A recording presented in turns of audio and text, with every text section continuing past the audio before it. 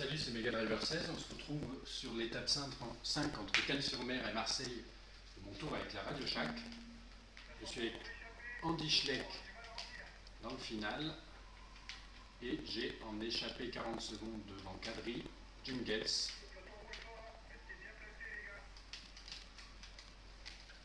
Allez, il faut tenter de faire un petit peu de sélection déjà dans la descente avec Andy Schleck. Grand plateau. Allez, on relance.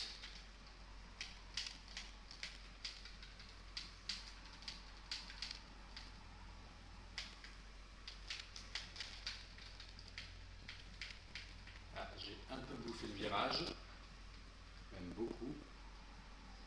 Allez, c'est pas grave, on continue à relancer. Ça fait pas perdre le rouge.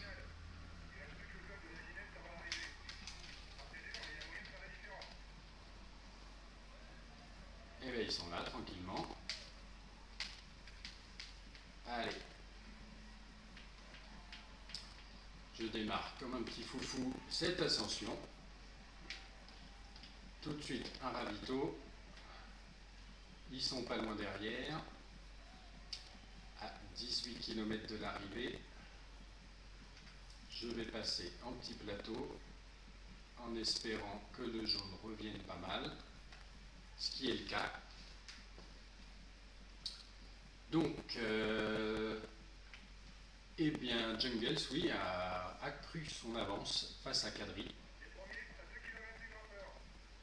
Je l'avais fait attaquer à 50 km de l'arrivée dans cette petite succession de petites côtes et de petites descentes avec les deux gâteaux de ravitaillement pour faire prendre quelques secondes d'avance sur Kadri. Et ça a plutôt bien marché et depuis ça a continué à avancer. Alors là, ça revient.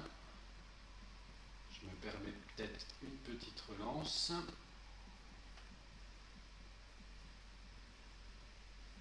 Bon, alors, je n'attends pas grand-chose non plus en termes d'écart, vu que Andy Schleck n'a que 65 en descente. Ça y est, ils sont revenus.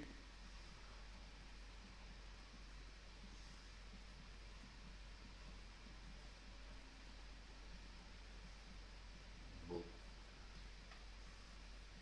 Est-ce qu'il y a eu des lâchés? 171, non, personne. Dommage.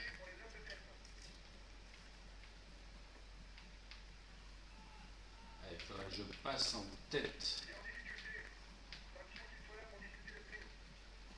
de ce col pour pouvoir passer tout de suite en grand plateau et essayer de faire la descente tout de même malgré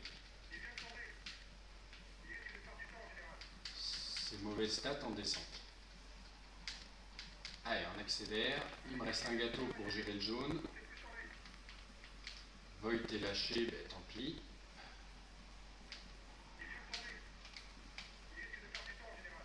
Oui, de Gant, d'accord.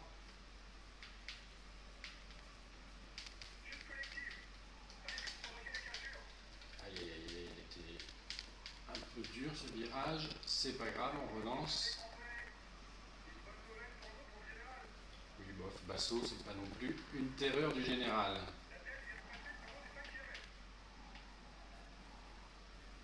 Il a toujours une minute 18 d'avance, donc la victoire d'étape est assurée pour mon coéquipier. Alors, Evans qui serait tombé, oui. 6 km de l'arrivée, je prends mon ravitaillement. Et bien, il y a eu un sacré bug là d'affichage.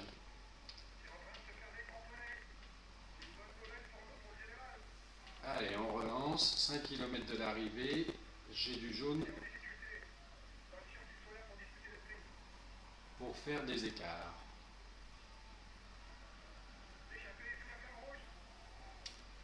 Très bien. Eh bien, il va y avoir une belle victoire de Jungels. Je ne sais pas si ça se prononce comme ça, mais c'est un des punchers de mon équipe. Allez, Andy. Ah oui, on les voit quand même à l'arrière. 94 coureurs, à peine 30 secondes derrière, à 1,9 km de la ligne. Allez.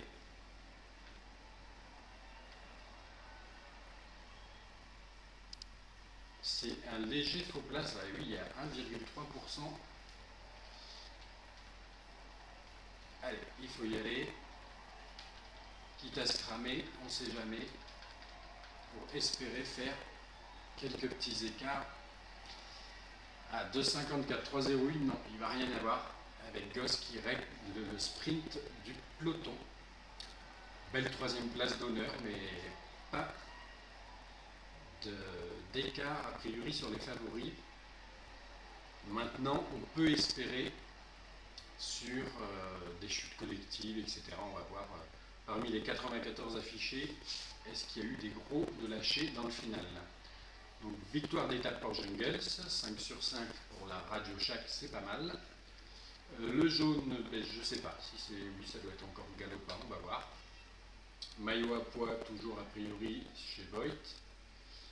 Maillot blanc, donc chez Galopin.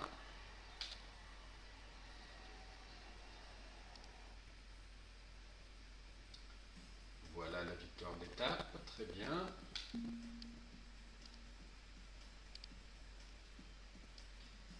Alors, c'est toujours Galopin.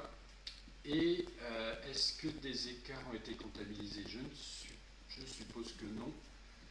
Schleck de 54, effectivement, tout le monde a de 54. Est-ce que des favoris ont été lâchés? Déjà, ce n'est pas le cas de Nibali, ni de Froome, ni de Rodriguez, ni de Vauclair et Scarponi dans une moindre mesure, ni de Van Den Broek. Bon, a priori, tout le monde est là. Wiggins aussi. Ferrero. Pinot. Toujours à 2,54. Ok. Alors, à partir de 4,25, nous avons Sagan, Gilbert, Porte, Brajkovic,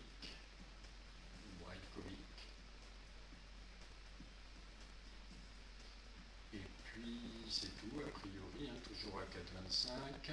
Ah ben oui, Evans, effectivement, comme affiché, a perdu du temps sur cette étape.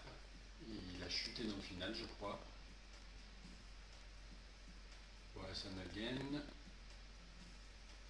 Et c'est Esjedal, Contador que je n'avais pas vu mais qui a dû passer, c'est que je n'ai pas dû faire attention. Eh oui. Voilà, très bien. Eh bien, je vous dis à plus tard pour la prochaine étape de ce tour.